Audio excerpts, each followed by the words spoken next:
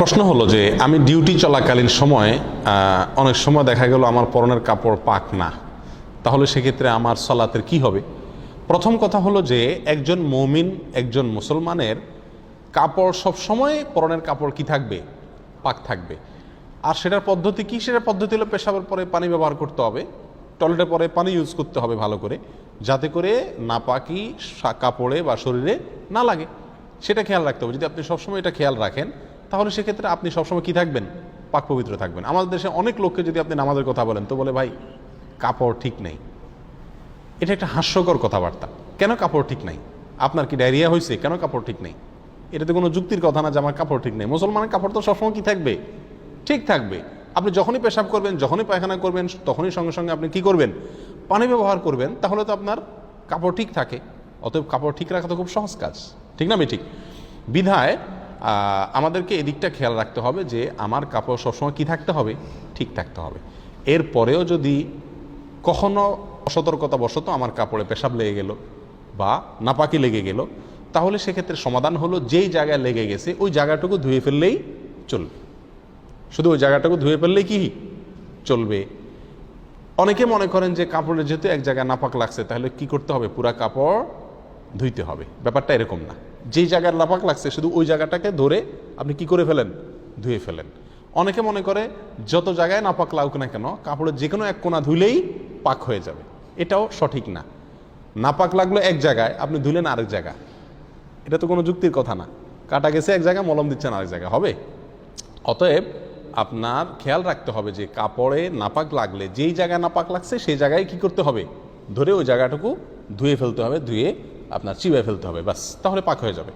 যদি ওই জায়গাটা আপনি নির্দিষ্ট করতে না পারেন, হারিয়ে যায়, এমন জায়গায় পেশাব লাগছে, লেগে শুকিয়ে গেছে, আপনি ঠিক জায়গাটা ধরতে পারছেন না, এরকম যদি হয় তাহলে সেক্ষেত্রে আপনার ওই কাপড় পুরাটাই কি করতে হবে?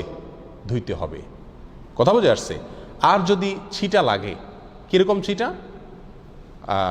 শুয়ের মাথায় যে পরিমাণ পানি থাকে সে পরিমাণ ছিটা যদি আপনার পেশাব করলে অনেক সময় আসে, হাড় বা শক্ত জায়গায় যদি পেশাব পড়ে এসে যায়, তাহলে সতর্কতা সত্ত্বেও যদি এরকম এসে যায় তাহলে ওইটা মাফ। ওইটার জন্য কি হবে না? অসুবিধা ইনশাআল্লাহ হবে না। কিন্তু চেষ্টা রাখতে হবে পেশাব থেকে পরিচ্ছন্ন থাকার ব্যাপারে। কবর আযাবের অন্যতম একটা কারণ হলো পেশাব থেকে ভালো করে পরিষ্কার পরিচ্ছন্ন না হওয়া। কথা কি বুঝাতে পারছি? এইগুলো একটা অবস্থা। এখন যদি এমন হয় যে পুরা কাপড়ে নাপাক লাগছে অথবা কোন জায়গা লাগছে সেটা আমি ধরতে পারি নাই, এখন তো আমার কাপড় চেঞ্জ করতে হবে বা ধুইতে হবে, তো আমি এমন জায়গায় আছি যে জায়গায় আমার বিকল্প কাপড় নেই, আমি করবো কি? ইচ্ছা থাকলে শত উপায় আছে। কিভাবে আছে? আপনি টয়লেটে গিয়ে গোটা কাপড় খুলে উলঙ্গ হয়ে পুরোটা ধুয়ে ফেলতে পারেন, পারেন না? না পারেন? সেখানে গুনাহ হবে? গুনাহ হবে না, কারণ আপনি একা আছেন। কথা বুঝে আসছে? এবং আপনি অপারগ, সেজন্য আপনি এটা করতে পারেন। এটা হলো একটা সমাধান, কিন্তু এই সমাধানে যাওয়ার প্রয়োজন হয় না। আমাদের সবার কাছেই এক্সট্রা কাপড় মোটামুটি প্রায় থাকে। গেঞ্জির উপরে শার্ট আছে না নাই? পাঞ্জাবি বেশিরভাগ সময় থাকে, গামছা থাকে, তোপ থাকে, আরও অনেক কাপড় চোপড় টুকটাক আমাদের কাছে থাকে। নাভি থেকে হাঁটু পর্যন্ত আপনি ঢাকলেন, কাঁধের উপরে কোনো একটা কাপড় থাকলো, তাহলে তো আপনি নামাজ পড়তে পারেন। এইটুকু কাপড় নাই, এরকম মানুষ কে আছেন বলেন? আপনি যেখানে যে অবস্থা থাকেন এটুকু কাপড় থাকে কি থাকে না? তাহলে সালাত পড়ার জন্য কাপড় খারাপ, নাপাক লেগে গেছে, এরকম কোনো যুক্তি খাটে না।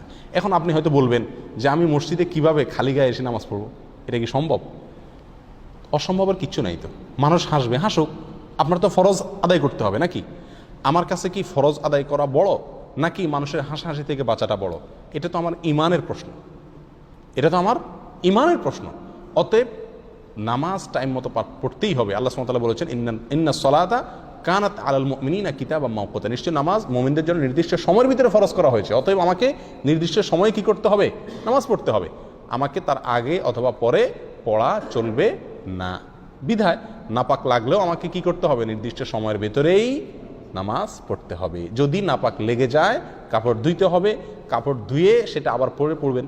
আর যদি সেটা আপনার জন্য সম্ভব না হয়, এই ভিজা কাপড় নিয়ে ডিউটি করলে ঠান্ডা লেগে যাবে, শীত লেগে যাবে, দরকার নাই দোয়ার, শার্টটা খুলে পরে ফেলেন। বুঝে আসছে কথা? গামছা একটা থাকলে পরে ফেলেন, অথবা কাউকে বলেন ভাই আপনার রুমালটা বা গামছাটা দিবেন, আমার ভাই কাপড়টা নষ্ট হয়ে গেছে তো চেঞ্জ করে শুধু নামাজটা পড়ে আবার দিয়ে দিব। আমার তো মনে হয় বহু লোকই দিবে, মানা করবে এরকম কয়জন লোক পাওয়া যাবে? ঠিক না ঠিক? সব কিছু বাদ দেন, মসজিদের মুয়াজ্জিন সাহেব, খাদেম সাহেবকে যদি আপনি অনুরোধ করেন আপনাকে শুধু নামাজের জন্য হেল্প করবে না? অবশ্যই করবে।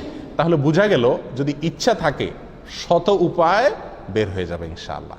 এক্ষেত্রে আরেকটা প্রশ্ন হলো যে অনেকেরই ডিউটির সময় যে পোশাক তিনি পরেন সে পোশাকে ময়লা টয়লা লেগে যায়, ধুলাবালু লেগে যায়, ঘাম লেগে যায়, তো সে অবস্থাতে আমরা অনেকে নামাজ পড়তে চাই না। প্রিয় ভাইয়েরা, আমরা আসলে নামাজের গুরুত্বই বুঝিনি। যদি নামাজের গুরুত্ব বুঝতাম তাহলে সেক্ষেত্রে সমুদ্রে ডুবে যাচ্ছি ওই সময়ও যদি নামাজের সময় যায় তখন ওই অবস্থায় আমি নামাজ পড়তাম। আমাদের গায়ে যদি ডিউটির পোশাক থাকে আর সে পোশাক ময়লা হয়ে যায়, সম্ভব হলে পোশাক চেঞ্জের মতো সময় যদি ডিউটির ভিতরে পাওয়া যায় তাহলে আমি বিকল্প পোশাক এটা রাখবো যেখানে আমি ডিউটি করি সেখানে। আর যদি সেটা কঠিন হয়ে যায় দরকার নেই, আপনি ডিউটি পোশাকে কি করবেন? নামাজ আদায় করবেন। যদি সেটাতে ময়লা লেগে যায় বা ঘাম লেগে যায় যেটার ফলে মুসল্লিদের কষ্ট হয় তাহলে নামাজের আগে একটু ঝেড়ে ফেলেন ভালো করে, যাতে মসজিদ নোংরা না হয়।